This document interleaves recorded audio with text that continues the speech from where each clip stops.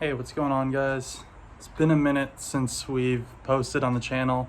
It's just been a bit of a drifting hiatus for the month of July. We went pretty hard in spring, so I think we're all happy to take a little break. On top of that, we have some updates on the cars, specifically mine in this video. So we're going to be talking about my RX7 and why it's not driving right now. Well, there she sits on 4 jack stands. And it's been here for 3 weeks now, at least 3 weeks. All because it's got no engine. Now, the reason there's no engine is because my little 13B finally kicked the bed, sort of. Here she sits on a table. If you can tell, it's actually already disassembled. It's just staged together like this right now. But what ended up happening was the engine was starting to get really smoky. I mean, you probably saw this in videos. But eventually, you know, it still had good compression. It was running fine. But I could tell if I kept running it, I was gonna actually hurt something. So what ended up failing on this engine was actually exactly what I had predicted just off of reading forums, which is not always a good tool, but sometimes it is.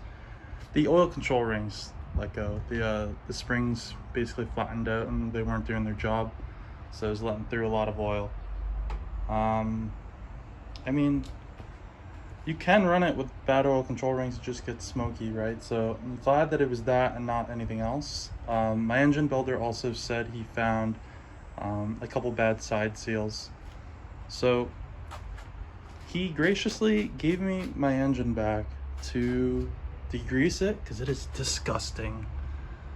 Right, look at the front cover, just caked on everywhere, just gross.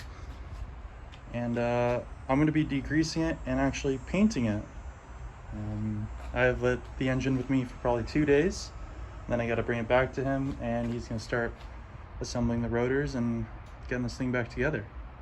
What's really interesting about this that he pointed out to me is this stamping right here, RJ97. That is what he believes to be the stamping of the last person to build this engine, which was some dude named RJ, and maybe that's his initials, but 1997 was when this was potentially rebuilt, and not done super well according to him. Like, it still had 3-piece apex seals, so probably original apex seals. So I'm replacing those as well. But yeah, 25 years on this rebuild, not too bad. I really can't complain. So she's getting a full refresh and she's gonna be rocking. I'm gonna open this up now and show you actually, because he's already started street porting. Okay, now I got these bolts out that were just holding it together just for traveling purposes. But now it just comes apart like that. It's dirty inside. Obviously it hasn't been cleaned, but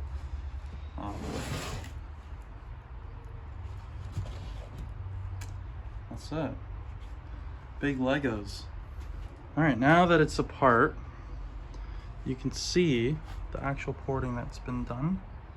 So you see the blue is like the etching paint, right?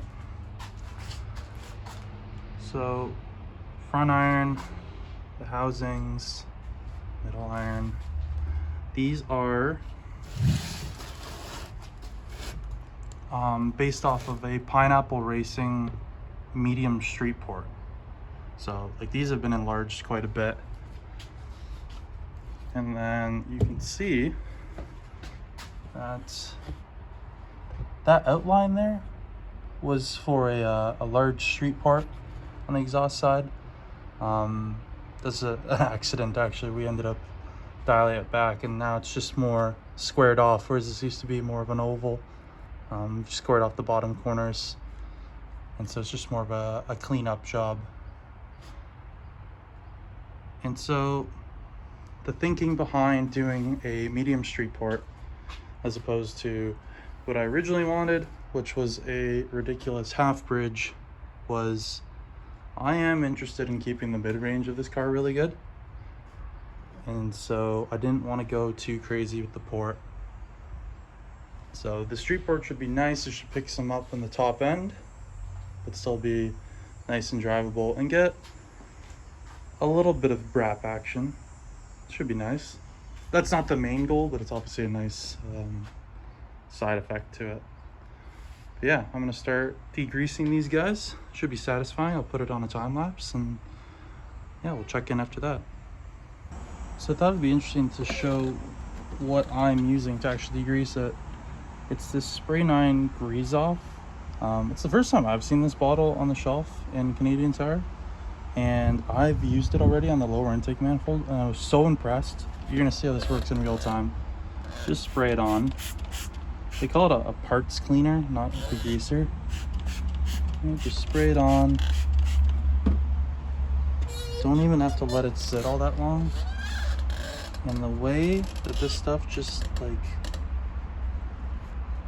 it specifically says just spray it on, wipe it off. Obviously I'm not doing a good job because I just have one hand, but like already it takes nothing to clean that up. So obviously it'll be better when I have both hands and put the camera down, but I am impressed with this stuff. It's not too expensive either. Better than regular Spray 9 for this type of thing. There we go, after just like 5 minutes of cleaning, that's the difference. We got, like, these things came out so good, you almost don't even have to paint them.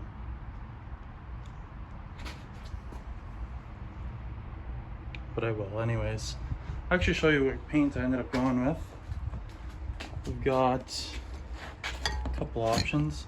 I wanted to do a black and gray combo, just to keep it looking pretty OEM. So this one is what they call New Ford Gray. This one is some ancient gray enamel that my engine builder uses on a lot of his engines, and it looked really good. So I got a can off of him, and then the black I got just gloss black. They're all high heat engine enamels. Obviously engine blocks get really hot, so you need a paint that can keep up with that. But yeah, I'm excited to see how this comes together. And back to scrubbing. Okay, so I finished degreasing all the housings and irons. They're just drying off right now, and I'm gonna mask them up soon. The only other thing I'm painting today are these block off plates that I got off Amazon like 2 years ago, and they're this horrible anodized blue, and they look terrible in my engine bay. So I've always meant to paint them. Gonna do them silver just so they blend in a bit more. But yeah, time to start masking up some stuff. This is probably gonna be the longest part, but we'll get it going. Okay, so I finally have the first housing all masked up. I have both sides done. I have some old spark plugs in there just to fill the spark plug holes. Filled any threaded areas with tape. And that was kind of intricate to mask off as well. Just this one housing took me 40 minutes. So this is definitely the longest part of this project. But there's definitely value in putting time into masking things right, because it'll look that much better when it's done. Anyways, I got 4 more of these things. Well, not housings, but the irons as well need to be masked up like this. So it's gonna be a long day. Okay, a lot of time has passed since the last time I picked up the camera. This has been way more work than I expected. I put my head down and worked for like probably 5 hours straight just to get this done. But it's done, so let's check it out. Here we have everything that I painted today. It's not the best angle for it, but I'll go through everything. This is the front cover. Water pump housing, front plate,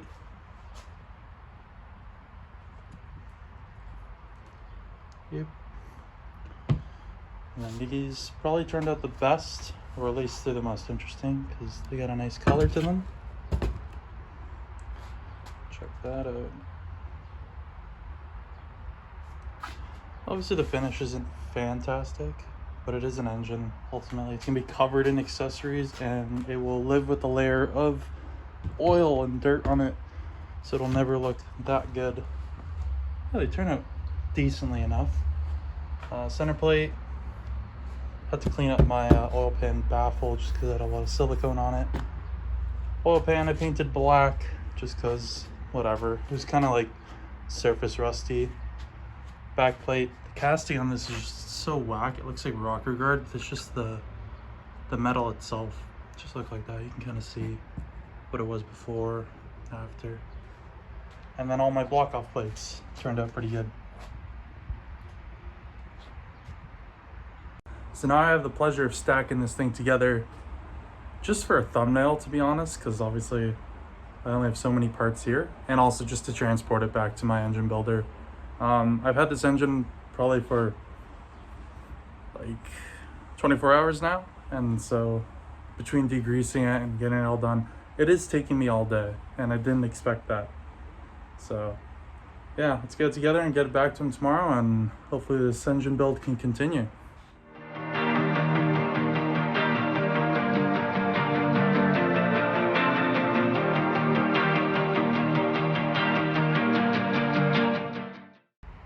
There she is, all fake assembled. Wow, I'm really happy with the color combo now that I'm seeing it together. It's a nice gray. It's kind of like a bluish gray. Woohoo, that's awesome. I can't put the front cover on even like for test fitting because it's not gonna sit flush on the table, but you can imagine it'd look pretty good. Well, this is exciting. I'm happy to see this. Happy with my choice. Eventually I am gonna shave these down. 13B and Mazda on both. I'm just gonna let the paint harden a bit because it's still like 4 hours old, but yeah, this tiny little thing probably still weighs like 100 pounds, even with no rotating assembly. But this little guy is gonna be the heart of my RX-7 for the indefinite future. I'll never not have a rotary in that car, so hopefully this one lasts long. Well, that pretty much wraps up this video. There's not much else I can do. I gotta give my engine back to the professionals now, but this is just a quick little update. We'll have more videos coming out soon, a couple install videos, and then by August 27th, 28th, we're planning on going to North Stage. So that's my goal for getting the car back on the road, tuned, running good, end of August. So hopefully that works out, but that's the game plan as of now. Until then, we'll see you next week. Have a good one. Peace.